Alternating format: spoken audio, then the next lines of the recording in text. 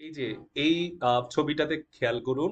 এখানে অনেকগুলো কাজ দেখানো হচ্ছে, অনেকগুলো কর্ম দেখানো হচ্ছে। আমরা অনেকগুলো সেন্টেন্সেস এই কর্মগুলোকে ঘিরে শিখবো। ঠিক আছে, আমরা ইংরেজি বলার চেষ্টা করব যাদের মুখ দিয়ে ইংলিশ বের হয় না।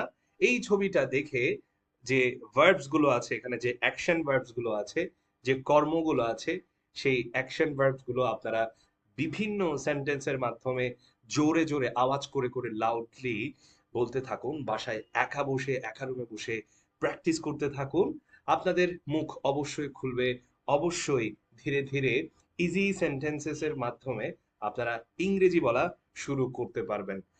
আপনাকে মনে রাখতে হবে, ইংলিশ যদি বলতে চান আপনাকে কথাই বলতে হবে। আপনাকে কথা বলতে হবে, কথা বলা শুরু করতে হবে। তো এখন কথা বলার জন্য অনেকগুলো মাধ্যম আছে কিভাবে আপনি শুরু করবেন। এই যে এই উপায়টা, এই ছবি দেখে ডিসক্রাইব করার মাধ্যমে শুরু করাটা হতে পারে আপনার একটা টার্নিং পয়েন্ট। আমরা শুরু করতে চাই। আহ, শুরুতেই এখানে আমরা দেখতে পাচ্ছি যে একটা টিচার, তিনি কিনা টিচ করছেন, রাইট?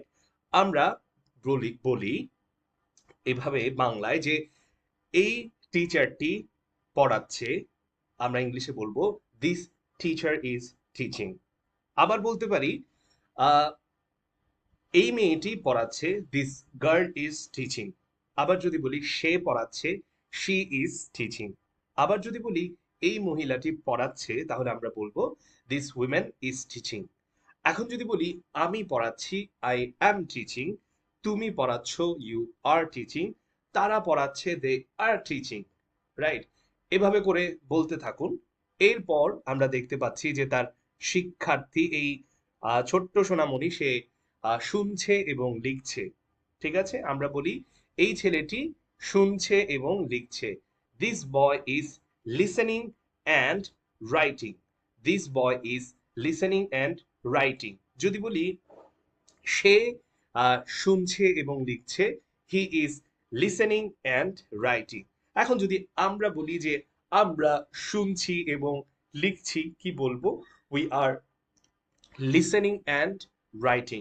ঠিক আছে, যদি বলি তারা শুনছে এবং লিখছে, দে আর লিসেনিং অ্যান্ড রাইটিং। আর একটু ডিফারেন্ট ভাবে যদি বলি যে তারা খুব অ্যাটেন্টিভলি, মনোযোগ দিয়ে শুনছে, they are listening attentively and writing carefully. খুব যত্ন সহকারে লিখছে। দে আর লিসেনিং কেয়ারফুলি এবং যত্ন সহকারে লিখছে, অ্যান্ড রাইটিং কেয়ারফুলি। রাইট?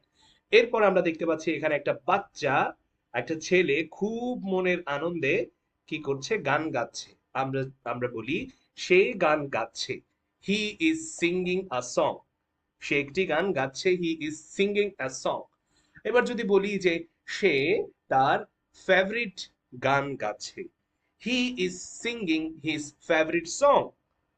তারা তাদের ফেভারিট গান গাচ্ছে, they are singing their favourite song. Right?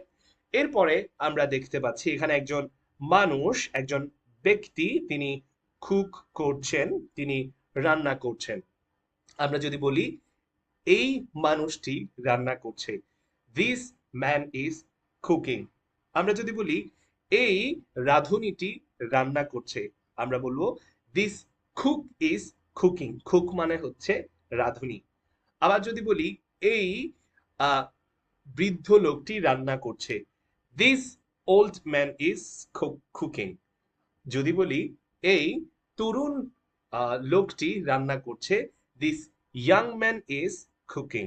ওকে, বিভিন্ন ভাবে আমরা বলার চেষ্টা করব পিকচারটা সামনে রেখে। এরপর দেখা যাচ্ছে দুটো ছেলে খুব হ্যাপিলি তারা ফাইট করছে। রাইট? আমরা যদি বলি এই দুটো ছেলে ফাইট করছে, this two boys are fighting. Okay, যদি বলি এই তিনটা ছেলে ফাইট করছে, this three boys are fighting. যদি বলি এই তিনটা ছেলে তাদের সর্ড দিয়ে ফাইট করছে, সর্ড হলো তলোয়ার। ঠিক আছে, এই যে তলোয়ার, সর্ড। তাহলে বলবো this three boys are fighting with their swords, with their swords. এখন যদি বলি আমি আমার সর্ট দিয়ে ফাইট করছি, I am fighting with my sword, okay, তুমি তোমার sword দিয়ে ফাইট করছো, you are fighting with your sword, এভাবে করে আমরা বলার চেষ্টা করব। এরপরে দেখা যাচ্ছে যে এখানে একটা বাচ্চা সে স্কিপিং রোপ দিয়ে লম্ফঝম্প করছে বা সে অনুশীলন করছে, রাইট, বা জাম্প দিচ্ছে এভাবে বলতে পারি। আমরা বলতে পারি এই ছেলেটি স্কিপিং রোপ দিয়ে জাম্প করছে, this boy is jumping with a skipping rope, okay. আবার যদি বলি এই মেয়েটি স্কিপিং রোপ দিয়ে খেলছে, this girl is playing with a skipping rope. যদি বলি এই ছেলেটি হ্যাপিলি খুব আনন্দের সাথে স্কিপিং রোপ দিয়ে খেলছে, this boy is playing with a skipping rope happily. ঠিক আছে, আমরা বিভিন্নভাবে বাক্য বানানোর চেষ্টা করব। এরপর এই কর্নারে এসে আমরা দেখতে পাচ্ছি যে দুটো ছেলে একটা গরুকে নিয়ে কি যেন কাজ কারবার করছে। একজন দেখতে পাচ্ছি টানছে এই পাশে, একজন টানছে গরুকে, আরেকজন ধাক্কা দিচ্ছে বা ঠেলছে। ঠিক আছে, এই যে টানা এবং ধাক্কা দেয়া, পুশ করা, রাইট। তাহলে টানা মানে হচ্ছে ফুল করা, আর ধাক্কা দেয়া হচ্ছে পুশ করা। কিভাবে বলবো? আমরা যদি বলি this boy is pulling the cow, এই ছেলেটি গরুটি টানছে, this boy is pulling the cow. আবার যদি এই ছেলেটির জন্য বলি, বলবো this boy is pushing the cow, this boy is pushing the cow, okay. এভাবে করে আমরা বলতে পারি। এরপর দেখতে পাচ্ছি এখানে একটা বার্ড রয়েছে, ওকে। আমরা বলতে পারি যে এই পাখিটি গরুর উপরে উঠছে, ওকে। কিভাবে বলবো? This bird is flying over this cow, এই পাখিটি এই গরুটির উপরে উঠছে, this bird is flying over this cow. আচ্ছা, এরপরে এখানে আরো একটি ছেলে দেখতে পাচ্ছে, সেও একটা ফিশিং স্টিক দিয়ে সে ফিশিং করছে। ফিশিং মানে হচ্ছে মাছ ধরা। আমরা বলতে পারি this boy is catching fish, or this boy is fishing, এই ছেলেটি মাছ ধরছে। যদি বলি আমরা মাছ ধরছি, উই আর ক্যাচিং ফিশ। যদি বলি আহ, যদি বলি মোহাম্মদ ফিশ ধরছে বা মাছ ধরছে, বলবো Mohammad is fishing or Mohammad is catching fish, okay. তারপর দেখা যাচ্ছে একজন শক্তপোক্ত লোক, এই ব্যক্তিটি বিশাল একটা অ্যাক্স নিয়ে বা বিশাল একটা অ্যাক্স ক্যারি করছে, ওকে। আমরা বলতে পারি দিস ম্যান, এই লোকটি বড় একটা অ্যাক্স ক্যারি করছে। আমরা বলবো this man is carrying a huge axe, okay. This man is carrying a huge অ্যাক্স।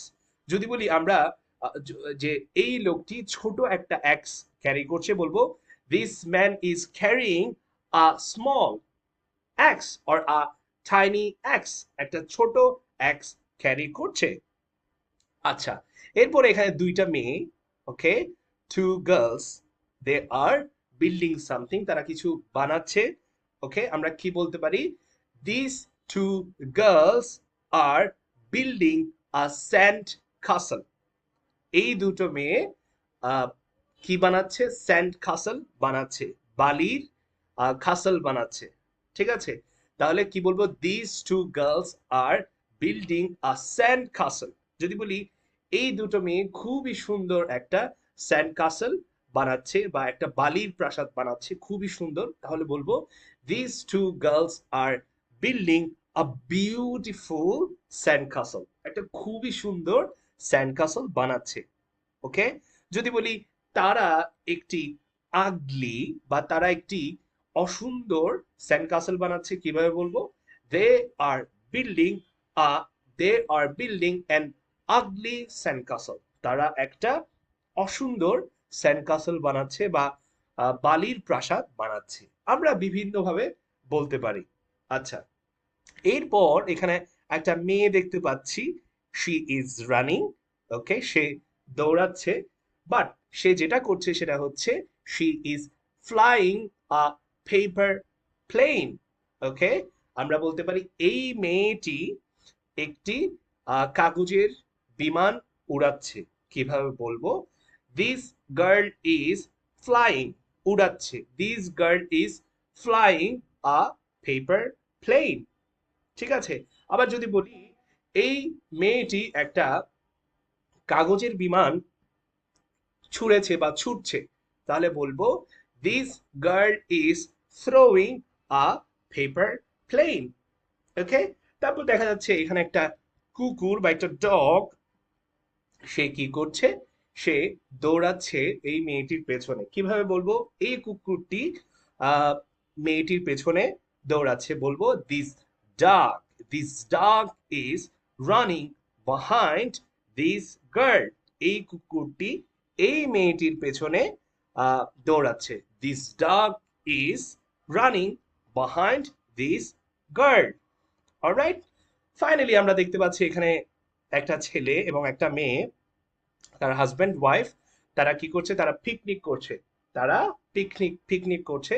আমরা বলতে পারি দিস টু পার্সনস, এই দুজন ব্যক্তি পিকনিক করছে। This two persons are having picnic. আমরা যদি বলি যে এই দুজন পার্সন, ওকে, বা এই কাপলটা, এই দম্পতিটা খাবার খাচ্ছে বা পিকনিক করছে, this couple is having a picnic, or this couple is having some food, right? So আমরা এভাবে করে কাজ ধরে ধরে এখানে যে ভার্বস গুলো আছে সেই ভার্বস গুলোকে সামনে রেখে বিভিন্ন ভাবে সহজ সহজ বাক্য আমরা বানাতে পারি। এভাবে করে কিন্তু আপনার মুখ দিয়ে কথা বেরোবে, একদিনেই কিন্তু আপনি খুব স্মার্টলি অনেক বড় বড় সেন্টেন্সেস বলতে পারবেন। এই চিন্তা করবেন না, আপনি খুব সহজভাবে স্টেপ বাই স্টেপ শুরু করুন, ধীরে ধীরে শুরু করুন। ইনশাল্লাহ খুবই অল্প সময়ের মধ্যে যদি রেগুলারিটি মেনটেন করতে পারেন, আপনি খুব অল্প সময়ের মধ্যেই একজন ইন্ডিপেন্ডেন্ট স্পিকার হতে পারবেন, একজন স্বাধীন বক্তা বা স্বাধীন স্পিকার হতে পারবেন।